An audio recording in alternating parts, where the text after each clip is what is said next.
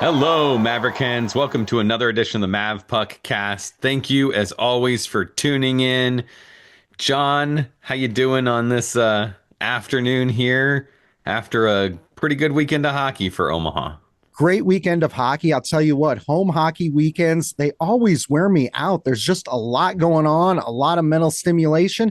And quite honestly, there were a lot of activities going on surrounding the games this weekend. So a fun time. It's hard to believe as we record this, we only have one regular season home series left at Baxter Arena. It comes fast and it goes very, very quickly, Jason. So we'll get to all of that here in a moment. But before we get to all of that, we would like to thank our founding members for their support of the Mavpuckcast this season.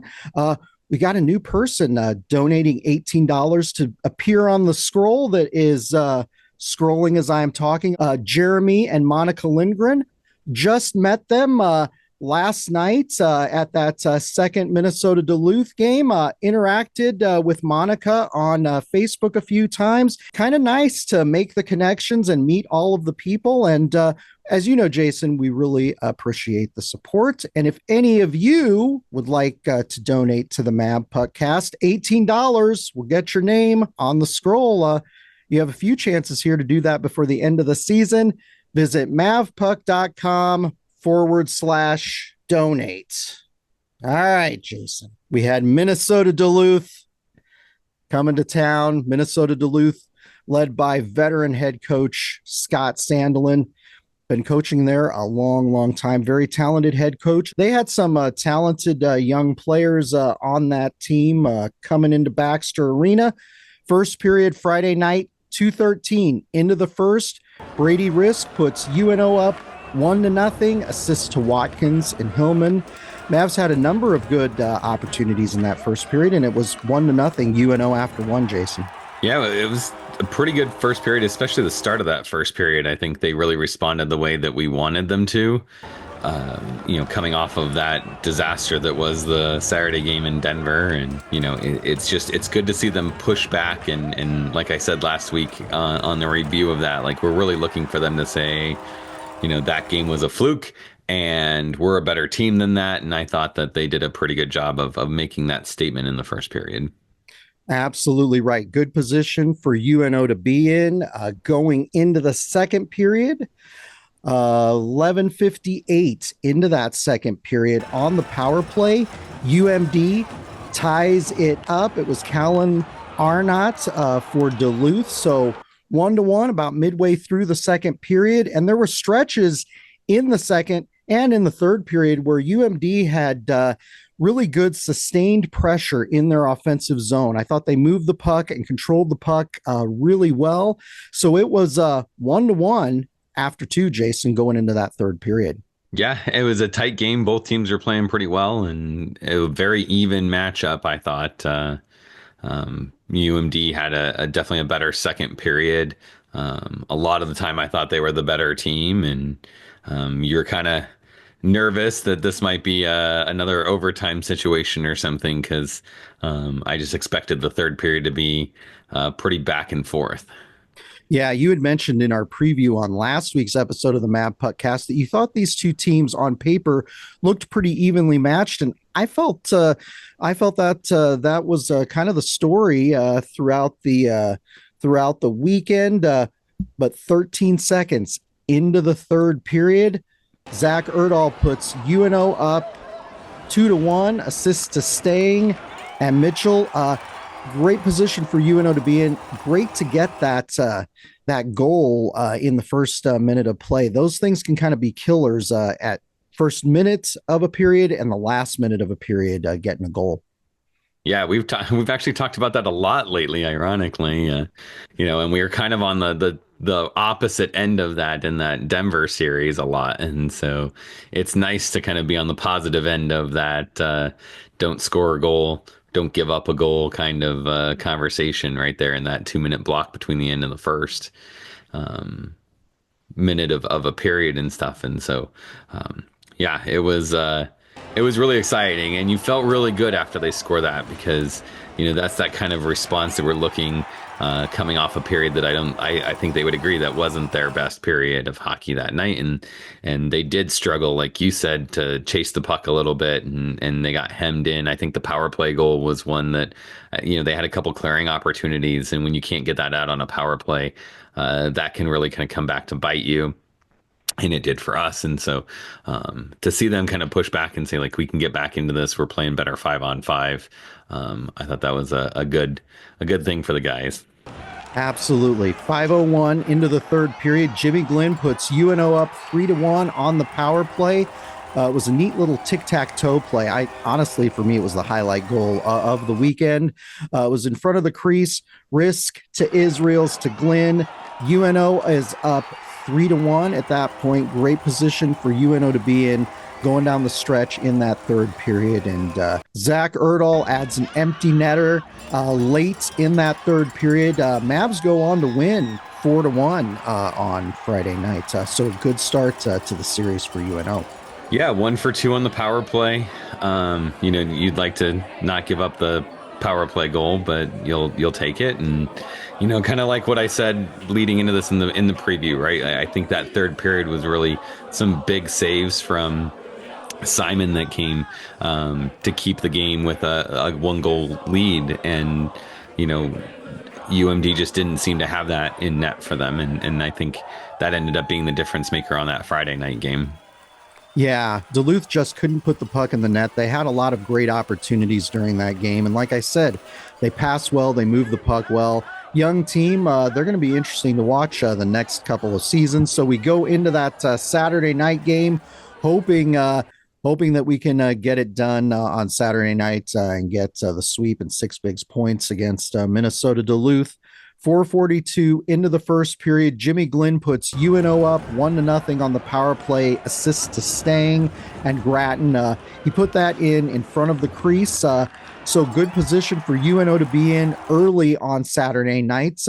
Just a short time later, 5:05 into the first period, Zam Plant ties it up for Minnesota Duluth. And I'll tell you what, I mentioned that I was excited to see the Plant brothers play for Minnesota Duluth these weekend. 2 talented freshmen playing for the Bulldogs, and Zam and Max Plant were both key factors in both of those games for Minnesota Duluth, Jason. Yeah, they're fun to watch. They're going to be a force to reckon with in the NCHC, I think, in coming years. And we were talking before the game with some people, and I had said, you got to watch out. I don't know that next year will necessarily be UMD's kind of year, but the year after would be the year I'd really start to worry about, their ability to climb in the rankings and contend for top spots in the NCHC. And it's going to be guys like the Plant brothers that will do that for them. Yeah, they've been down as a program a little bit recently. The early years of the NCHC, just a fantastic team. I remember when Hunter Shepard was playing in nets for Minnesota Duluth. So it'll be interesting to see if they get back on the top of the conference here in the next couple of years. 8:03 into the first, Jacob Gavin nets a goal in transition for UNO. Mitchell and Erdahl did a lot of the heavy lifting on that play. And it's 2-1 UNO after the first period. Good position for UNO to be in going into the second. Only 1 goal ended up being scored in that second period, Jason. 5:33 into the second. Brady Risk puts UNO up 3-1. Great pass by Miles Hillman to set that up. That Hillman Israel's Risk line has been one of the better ones for us since Hillman's come back into the lineup. He's fit really well into that group, and it's good to see them, finding some success. I wish that we had Israel's and Risk back next season. It's tough with these. It's tough with these veteran players in from the transfer portal. They come here, they have success, and then their eligibility's done and they're ready to move on. So I wish we could get some of these guys earlier. So if any potential recruits are out there listening, consider making UNO your first stop, your first stop on your transfer portal journey. I always wonder if they always think, like, what if Sam Stang's another one that you can add to that list of, like, and I think, didn't Coach mention that they were recruited Sam. Like they were trying to Yeah. recruit Sam or something. Yeah. So It's both. like, and you just sit there thinking, like, what if this was the start of your 4 years and we were seeing this instead of like, the pinnacle of it kind of thing. Yeah, it's just, it's the kind of players that just, they fit in, with the team very well. And, I think the fans really have kind of, brought them into the fold. And I'm curious, we don't see the day-to-day stuff with other teams, so it's hard to compare and contrast. But I wonder if other places feel the way that they do with the fans and the fans' interaction with the team. That relationship that UNO has seems very unique to me over my years of watching, interacting with teams. And so I just wonder, like, do other teams like bring in and have these guys like Israel's Risk and staying that come in, where you only have them for a year, but we still make them feel like they're any player that's been here for 4 years already kind of thing. Like it's no big deal. I love the Omaha community. I love that we do that for our players and we don't just look at them as rentals or something. Yeah, exactly right. This fan base is really good about embracing players, even if it's a player that's only going to be here for one season. And one of the things that players in the past have talked about is in some cases when they've gone to some of those bigger type schools, those big football and basketball institutions like your Penn States, your Michigans, your Wisconsin. Sometimes they say that there are a lot of people who are fans of the institution and the athletics of that institution, but they're not the kind of the core hockey fans like we have here at UNO. And so that's one of the things that I think makes UNO special as a school where hockey is the flagship sport, and they're the flagship sport at a school that kind of has a niche standing here in the Omaha area. So it's a lot of fun to see these guys. And yes, Sam Stang and Zach Erdahl were both recruited before they went to Wisconsin. Obviously, growing up in Wisconsin, they had dreamed of playing for the Badgers, but it would have been great to have them as freshmen. So anytime we have with them is great. It's been fantastic to have them playing for UNO this season. Saturday, third period, 15:38 into that third period. Harrison Israels makes it 4-1 UNO. That was on that 5 minutes power play that UNO had in the latter half of that third period. Risk set that goal up for Harrison. And yeah, those guys have been connecting a lot lately, and it was great to get that 4-1 lead. Yeah, they keep it rolling in that Saturday game, and then Risk gets the next one, and Sam's in on both of those. So those guys we were just talking about, contributing here late in the game to put it away. Yeah, Brady Risk, as you just mentioned, puts UNO up 5-1 on that same 5 minutes all-you-can-eat power play. I will say Minnesota Duluth does add a power play goal of their own late with about 23 seconds left in the game, but UNO goes on to win 5-2. They get the sweep over the Bulldogs. Great series for UNO. Here in the latter stages of the season. We talked last week on the Mavpuckcast about how this was an important series for UNO. This was a team that we thought we could get 6 points again, and considering the final three opponents of the season, we thought this is an opportunity that UNO really has to take advantage of and try to get those 6 points as they're maneuvering in the conference race. Jason, overall thoughts on the series? I thought UNO played really well. I thought their transition game played really well this weekend, and I thought Simon was huge in net. Yeah, the Simon factor was definitely a massive thing, and I think Saturday's game, kind of exemplifies that. As much as the score sheet, the scoreboard would say with the 5-2 victory that we kind of, seems like we dominate that. We got outshot 52-29 in that game. So there was no shortage of opportunities from UMD, but I think the defense did a good job of making a lot of those shots low danger opportunities. And Simon played excellent in goal yet again for Omaha. Some notes from the series. UNO, with that sweep of Minnesota Duluth, won their 7th straight home game on Saturday nights. They've been playing well here at Baxter Arena the second half of the season. And the Mavs have netted 4 power play goals in 4 straight games. So nice to see the power play unit clicking a little bit better here in the latter half of the season from where they were in the first half of the season. I know that was a point of discussion for us. Special teams play was, but Jason, I've got to ask you, who is your player of the week for the series against Minnesota Duluth? Oh, sorry. You said it before. I do have a tendency, and I like to kind of go off the score sheet because, you could look at the score sheet and anyone who's, you have to go to the game and you could start, rattling off the guys that we talked about earlier and, Simon for the 50 saves. And, it's like, those are the things that, you just you don't have to look far to find. But I do love going off the sheet. I love going kind of deeper into some of the analytics and stuff, and finding guys that had good games that maybe, the casual fan may not notice. And so I'm going pretty deep here, but Noah Ellis was actually one of our better defensemen when it comes to like the defensive metrics and Corsi defense numbers. I thought that some of his passes and things, particularly there were a couple of opportunities in the neutral zone. We were making short transitions, that he did a really good job of leading guys into the zone so that it wasn't, a fumble of a puck that ends up with an offside call or, too far in front of someone and it's into the corner and UMD can start their transition game kind of thing. Those tape to tape passes in that neutral zone can really hem teams in because you just don't have a lot of time to adjust your positioning as a defending forward. So I commend him because I thought he had a really, really good game, even though he wasn't on the score sheet.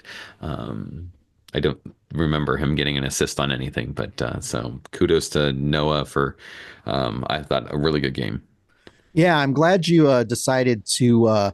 I'm glad you decided to highlight Noah Ellis. He's a player that I've been impressed with the past 2 seasons that he's been here. He's a junior currently, transferred from UMass. He was out playing with the Minutemen for 1 season, and I'm excited to see what the rest of this season and next season hold for him. He's a Vegas Golden Knights draft pick and a really solid, steady defenseman for UNO and his parents, Jeff and Leslie. I've had the opportunity to meet them. They are great as well. So, Jason, I know you love to pick out these defensemen lately. You love to go off script and do that. And that's what I like because it leaves the obvious players for me. And as you mentioned, there were a lot of great performances this weekend, but I've got to go with graduate forward Brady Risk. He got his 100th career points on Saturday night against Duluth. And you kind of tipped me off to this because you saw something that said to you during the game. I wonder if something significant just happened. Do you want to tell the fans about that? Yeah. So he scores the goal. The team comes together, celebrates on the ice. Right. The linesman I saw go over and pick up the puck, and he's got it on our side, so on the Omaha bench side of the ice, but down into the zone. And usually the guys go through in a line, but I noticed that Israel's didn't go through the line as Risk and the rest of them were going through. And he went over at first I thought he was going over to talk to the linesman about something, and I was kind of a little confused, but then I saw the linesman hand him the puck. And so I knew he was asking for the puck. I had no idea what it was at that point in time because, it's a little arrogant for him to be going over if it's like his assist or something that got it. So I'm guessing it wasn't, his, I don't know, umpteenth assist or point or something like that. So I assumed that it was probably something with, number of goals that Brady Risk has scored or something like that. But yeah, he took it over and gave it to someone on the staff on the bench and made sure that puck ends up in Brady's possession here. So kudos to him. It's a huge accomplishment. And, I appreciate that the two of them decided to come to Omaha so that we could see that. Yeah, absolutely right. Thanks for giving us the heads up. After the post-game fight song celebration, Bridget asked Harrison Israels what what that was all about. And so he told us that that was Brady's 100th career point. So pretty awesome for him. And as you mentioned, so glad that both of them transferred to Omaha during the offseason from Alaska Fairbanks. He is second on the team in points with 11 goals and 9 assists. He had 5 total points in the Duluth series, and he led the Nanooks in points last season with 33. So great to have both of them. I remember when Jason, I can't remember if you picked both of them or one of them. I can't remember what it was, but when we were talking about the transfer portal on the season finale of the Mavpuckcast last season, Jason mentioned both of them coming to UNO, and then both of them came to UNO. So Jason looked like a genius after that. So that's always good to do. Blind squirrel finds a net every once in a while. That's right. Broken clock is right twice a day. So yeah, so great to have both of them on the roster. A lot of great performances this weekend. Certainly, we mentioned Simon Lacosi before having a great weekend in net for UNO. Jimmy Glynn had a good weekend for UNO. Just lots of good performances from this team. They've really started to gel during the second half, and a great win at Baxter Arena, heading in to the final stretch here. But Jason, we've got to talk about some things you missed at Baxter Arena. And Jason, via text last night, I told you I wasn't going to talk about any things you missed at Baxter Arena, mainly because I was tired. I was exhausted. I woke up this morning. We're recording this on Sunday after the series. I woke up this morning like at 7:45, and I started taking notes for this episode. And about 5 minutes in, I'm like, nope, this isn't going to work. I went back to sleep. I got up again at 11:45 in the morning. So I must have been really tired, but I thought we should touch on some things that you might have missed at Baxter Arena, because there were a lot of things going on. One of the interesting things, and we weren't expecting this, after the Saturday night game, both teams lined up along the blue lines, and we were like, what's going on? What's this about? Well, NCHC linesman Nate Stanton was honored after the Saturday game. It was his last game officiating as an NCHC ref. NCHC Commissioner Heather Weems was in the building to honor him. Kind of neat. I think there was one other time within the last couple of seasons that an NCHC official might have been honored for, I guess, officiating his last game in the NCHC at Baxter Arena. There was one I remember. You remember? It was one where it was there was one where they gave him a plaque, and I can't remember how many games it was, but it was like he reffed one of the Omaha games, and it was like his 1,000th game NCHC game or something, like, or 1,000th NCAA game. Well, now I'm getting confused, because I remember we honored Terry Leahy, didn't we, for his 1,000th game? But like you, I remember them honoring. I don't remember what the number was, but I do remember, like, I don't remember being a retirement. I remember being like honoring him for how many games he had reffed. Yeah, I remember that too, and I can't remember exactly what it was. I'm sure we talked about it on this podcast, so I'll have to go back and look. But that was kind of a neat deal. He got a little framed photo plaque type of thing from Heather Weems. So that was very cool. Kind of neat that they decide to celebrate their final games or hit milestones at Baxter Arena. And it's neat that fans get to be a part of that. I know we give the officials a bad time a lot of times, but tell you what, both of these games against Minnesota Duluth, Jason, were pretty light touch approach by the refs. There weren't a lot of penalties called during the weekend, and that's a lot of fun to watch as fans. Yeah, it was good hockey, and not a whole lot of controversy. I always like that. And that's right. I don't like talking about the refs. It doesn't. Exactly. Doesn't sit well with me. Exactly right. So congratulations to Nate Stanton on the milestone on officiating his final game as an NCHC ref. Wish him the best in whatever comes next. We definitely do. One of the things that we noticed both nights was they played a video of Omaha Athletic Director Adrian Dowell and former UNO hockey coach Mike Kemp, encouraging folks to buy first round playoff tickets. I don't know if it was before the games, it might have been during the intermission, but you and I happened to see it. So they are trying to get people to buy tickets for a potential home playoff series. Jason and I are a little superstitious, so we don't like to talk about playoffs with this many games left and this many points on the line in the next month or so. Yeah, I'm sure this will probably lead into a conversation about the standings, but there's a certain S word you don't say during a game, and I mean, come on, let's be serious. I'm the guy who's been wearing the same hoodie and forcing Jon to do the same thing for 8 games in a row or something. Has it been? Oh yeah, it's been ridiculous. I told you, after the Saturday night game, I'm like, I'm not wearing the hoodie anymore. I feel like I've given up. Like there was a period over the years with UNO hockey games where I just kind of wore like a UNO t-shirt. I wore like a jacket. I wore jeans. I wore a cap. Like I didn't put in a lot of effort. And then in recent years, I've been like gung ho again, like I was in the early years where I'm wearing a jersey to every game and everything else. And now I'm back to wearing just kind of like a generic UNO hockey hoodie. And I'm wearing the same one every week, Jason, as are you. Why weren't we wearing jerseys when they started their winning streak at Baxter Arena? Because then we wouldn't have a streak to talk about.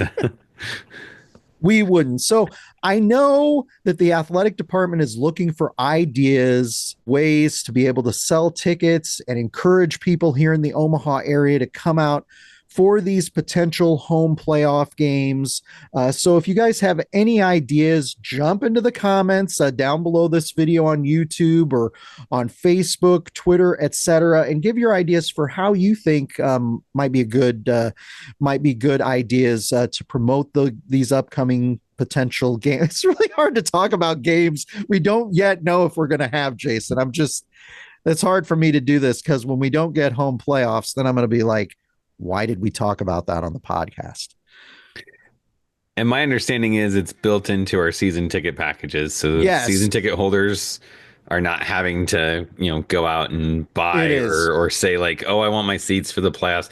I know other teams that have done that. Like, no worries there. It's really just trying to pack Baxter. And, the challenge always is that if you wait too long and wait till who might be coming or something, there's so many open seats for single games that you end up with what we had the year that we had North Dakota come down here, where there was almost more North Dakota fans in the arena than Omaha fans because they were behind the ball and they late to game, and when you're selling those things, you're selling them to anyone who'll buy them, right? So this is an opportunity to try to get most of those single game seat tickets sold by Omaha fans so that whoever comes to Omaha for a playoff series has to contend with a hostile crowd. Absolutely right. And one of the things you and I have talked about, and I've been wanting for years, is something like an affiliate link from the UNO athletic department that I can use to promote tickets. So whether it's a promo code or it's a specific link to sell tickets where maybe I earn like a credit on the sale of those tickets, that would be great because that would really incentivize me to spend the next month doing everything in my power to sell tickets to the playoffs. I would love to be able to do that. In our Facebook group, there are people every game who are looking for tickets, who are not season ticket holders. And so we'd love to be able to promote that. And I would love to have a promotional link, not just to potentially earn a commission on those sales. And I don't know if they'd be willing to do that for the playoffs, but even just so they understood who was directing people to those tickets, it would give me a hook. It would give me an incentive to do that. I'd love to be able to do that, not just for these playoff games, but for season ticket sales, single game ticket sales, etc. So, and I think it's so good because you leverage the people who are already your brand ambassadors, right? Like, right. Whether they do it or not, we're still going to sit here and talk about how great UNO hockey is and how much we love going to the games and everything that's going on. Like, so you're not, you're not spoon feeding that, right? You're using these people and saying like you've got friends that are not going to be at that level.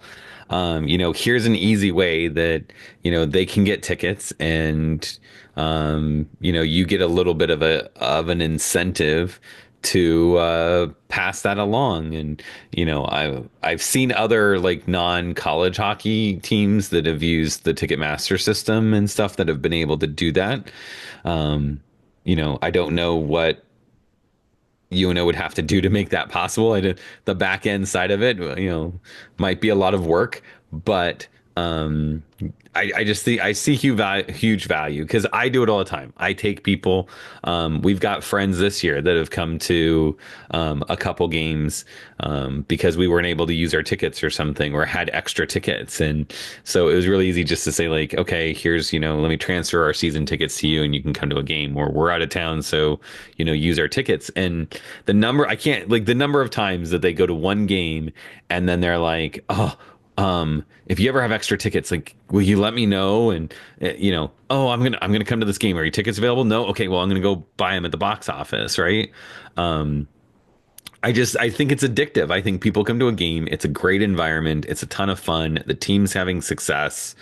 Like, use the people that are already there, preaching about the team to bring in new fans. And this is a great opportunity. I'm just going to pitch this in here because we've talked about this in years past. I don't remember if we talked it on the podcast or if it's just kind of our casual conversation. But I don't want UNO to miss out on this opportunity too. If this comes through and they pack Baxter Arena with a bunch of UNO fans for that playoff series, they need to be ready to sell season tickets for next season at that, like, right then, because you need to be like blasting QR codes on the video screen and stuff and be like, don't miss this team play next year. Get your season tickets now. Half season ticket packages, all Friday packages, all Saturday packages, whatever you're going to do next year to get people to take the step from a game once in a while to every Friday or every Saturday, or 20 game package, or whatever you're doing. Every NHL team I've ever gone to, you get into the second half of the season and the teams already start selling. They've already started selling Avs tickets, season tickets, getting on the list for that or something. So, even if it's just like creating a list of, be the first to be aware when season ticket sales go on, just do something so that you don't lose that momentum with selling tickets for people. Yeah, really taking advantage of that opportunity and capturing people's contact data is really, really important. So they have interested parties that they can remarket to.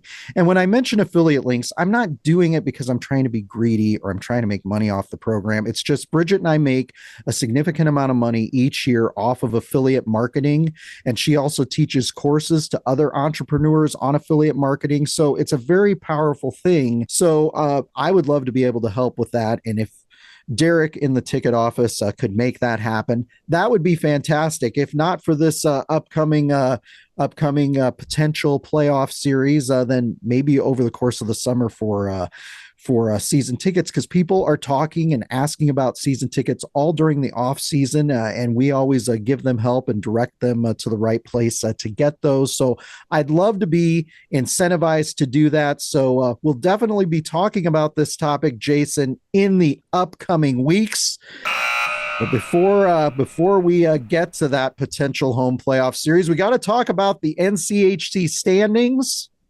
And right now, it's looking pretty good for UNO. We are second place in the NCHC. We're 3 points behind Western Michigan, who is our upcoming opponent this upcoming weekend. We are tied with Arizona State for second place as far as conference points goes. They have 37. We have 37. Both Omaha and Arizona State have both played 18 conference games this season. Western Michigan has played 16. North Dakota, who's 2 spots behind us, has played 16. And Denver, who is in 5th place, has played 16 games. So those 3 teams have an opportunity to maneuver a little bit more. I know that DU and North Dakota play each other coming up. It's going to be exciting here coming up, Jason. Yeah, the nice thing is that the streak that UNO's on right now, their performance at home the second half, has really put them in a good position that even North Dakota and Denver having two extra games and basically 6 points that you could say, we'll give to both of those teams. Um, those 6 points don't leap us in the standings. They could get those 6 points and still be, chasing us for 2, 3, 4, whatever, wherever that kind of lands out. So that's encouraging. That really puts Omaha in a good position. We talked about like controlling your destiny, right?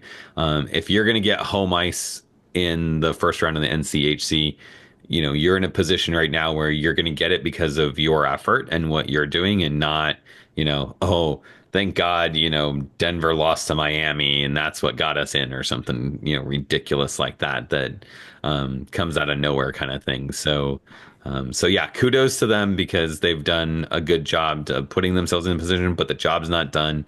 Like you said, it's a tough road ahead. You've got to go to Western Michigan.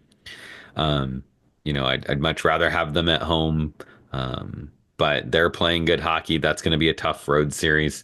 You got Arizona State at home. So here's the two teams that you're battling for top spot with and have a legitimate chance of getting there with. Those two series are really going to, make that what it is. And then you finish the season with North Dakota, and that could be a game where, depending on how Western Arizona State goes, that series with North Dakota could legitimately be the battle for the fourth spot in the NCHC. Currently, North Dakota's 9 points behind us. DU is 10 points behind us. But as you mentioned, great position for UNO to be in.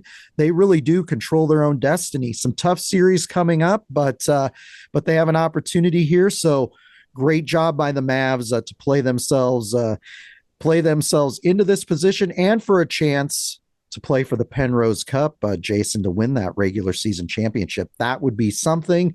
I do also want to mention, we're not going to dive into it right now because there's still too many hockey games left to be played, but UNO is currently 27th after last weekend's series against Duluth in the Pairwise rankings.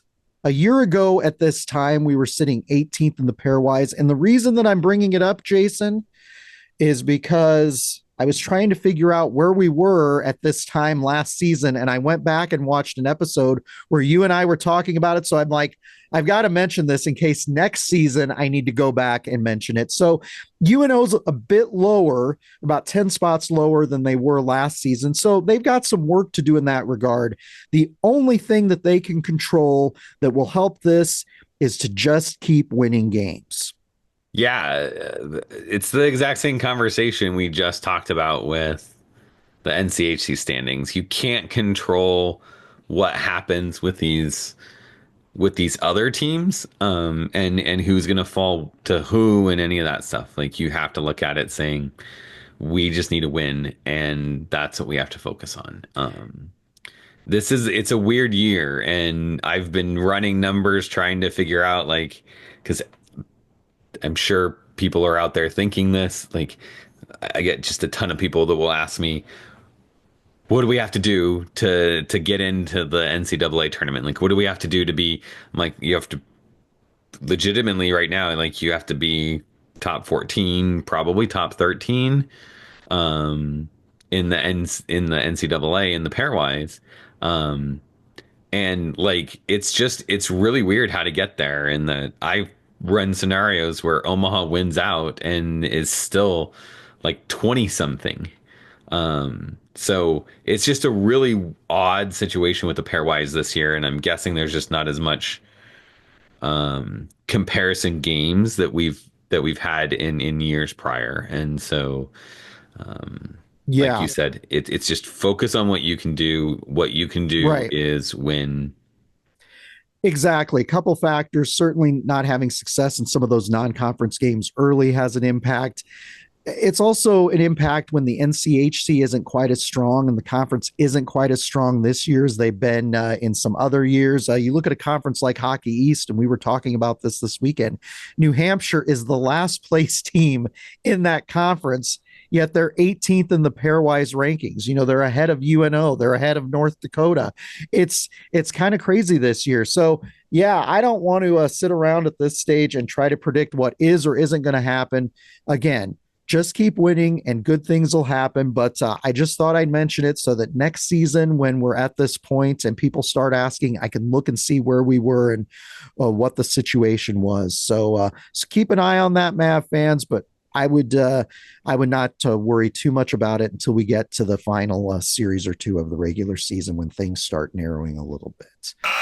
And before we get to all of that, we've got to talk about this upcoming series at Western Michigan, February 14th and 15th at Lawson Ice Arena. Bridget and I have been there on road trips 4 or 5 times. We are not going this year. Bridget's going to be upset about that every time, because we went to all of the series in the first half of the season, all of the road series, and then we haven't gone since the Cactus Cup in January. And every weekend, Bridget's like, I just wish I were at the games, live tweeting from the confines of the opposing team's arena. Western is 25-1 overall. They are 13-2-1 in conference play and 11-1-1 at Lawson Ice Arena. They are 5th in the pairwise rankings currently. And as we mentioned earlier, they are currently on top of the NCHC rankings.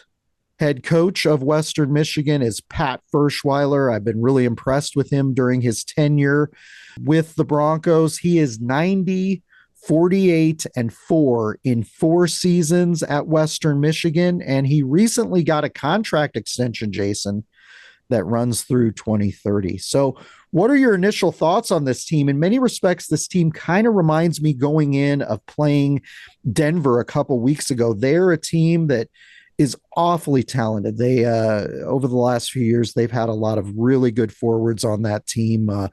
And this season, their defense and their goaltending have been particularly good.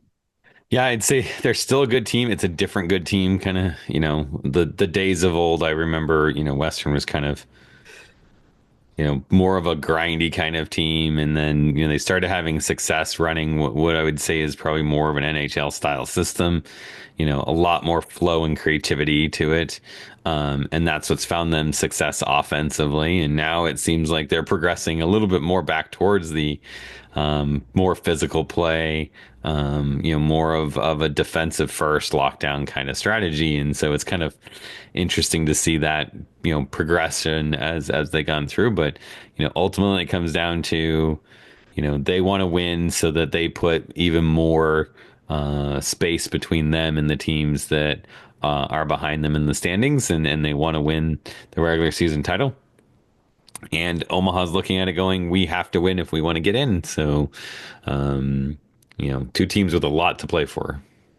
Yeah, tough place to play at Lawson Ice Arena, and it's gotten even tougher since the team has gotten good. I remember a decade plus ago when that team was still struggling. They didn't get a lot of fans to games, not a great atmosphere. You never thought that the program would start to achieve what they've achieved now, but this is a program that is building towards something special. They're trying to win a national championship, so we'll see what happens this season if they accomplish that goal. But some players to watch, Jason, junior forward Tristan Lemaire, who transferred to Western Michigan from Denver. He recorded his first career hat trick this last weekend against St. Cloud. He has 6 goals and 5 assists this season. A leading point producer for Western is sophomore Alex Bump. He has 12 goals and 18 assists. A very talented forward for Western Michigan. Sophomore forward Owen Michaels is second on the team in points with 14 goals and 7 assists. And junior forward Liam Valente is third on the team in points with 11 goals and 10 assists. Lots of talented forwards on this team. They have a really talented D-core this season. And in nets, 2 goalies have split time. Grad Cam Rowe has a 1.73 goals against average and a .934 save percentage. And freshman goalie Hampton Slukinski has a 1.62 goals against average and a 0.942 save percentage. His brother is a forward on the team, so those will be a couple of players to watch. But good goaltending for this Western Michigan team, Jason. It's going to be an interesting battle. We got swept by Western early in the season. Obviously, UNO is a different team now at this point in the season. Should be interesting going into Kalamazoo. But Jason, what's your prediction for this series against Western Michigan at Lawson Ice Arena? Do you think we'll sweep? Do you think we'll split? Do you think we'll get swept? What do you think is going to happen against the Broncos this upcoming weekend? I think it's going to be a tough series. You point out their success. You've got to shut down some of those top lines. There's a couple players you got to make sure you keep out of the middle of the ice, and it's going to be a big thing to stay off the power play. That'll be huge, or the penalty kill. Don't give them a lot of power plays. Capitalize when we do get some, but I think a lot of this is going to be a goaltending matchup, and so ultimately, I think it's going to be a split. I think UNO is going to find a way to get to a win. Like you mentioned, a lot like Denver. They'll play a game that just is you look at going like that's why UNO is where they are. But I just think that Western's not going to roll over, and they're just too good at home to expect them to get swept out of their own building. Absolutely. Western's the team that will come at you in waves. And as you mentioned, UNO's got to play smart. They've got to stay out of the box. I think they've done a good job kind of controlling themselves this second half of the season. It seemed like they had kind of an itchy trigger finger in the first half of the season, and they would get into a little after whistle scuffles with players. So they've got to be disciplined because this is a team that has an awful lot of talent that they're going to be facing in Western Michigan. And I'm going to predict a split this upcoming weekend. But again, they have to play smart. They have to play good, what I call meat and potatoes hockey, which is fundamental hockey. And they've got to avoid making mistakes. And one of the keys for UNO and how they've had a lot of their success in scoring this season, certainly in the second half, has been in transition. So it's going to be interesting to see how their transition game works this weekend at Lawson Ice Arena. And if Western Michigan has an answer to that, should be a fun series to watch. And I will note Bill Pickett is taking a group of students to Lawson Ice Arena. So that should be fun. I'm curious to see how they're going to interact with the Lawson Lunatics, who occupy half of the arena up there behind the penalty boxes. So should be interesting. I'm curious to hear what their experience is. I really enjoyed the trips that we took up to Kalamazoo. So it's a lot of fun. A good old school Nixon era barn that they play in. They're getting ready to build a new arena downtown there for the hockey, among other things. So that should be exciting. But Friday's game will be at 6 p.m. Central Time, so 6 p.m. Omaha time. And Saturday's game will be at 5 p.m. Central Time, 5 p.m. Omaha time. You can listen to the games on 1290 Coil here in Omaha or online anywhere on the Varsity Network app. Mike Valancourt and Terry Leahy will have the call. Friday and Saturday's games will be on NCHC TV, Jason. So you will be happy to know that. And be sure to follow Mavpuck on Facebook, Twitter, Instagram, and all our social channels to stay up to date during the series. But till next time, Jason, go Mavs. Go Mavs.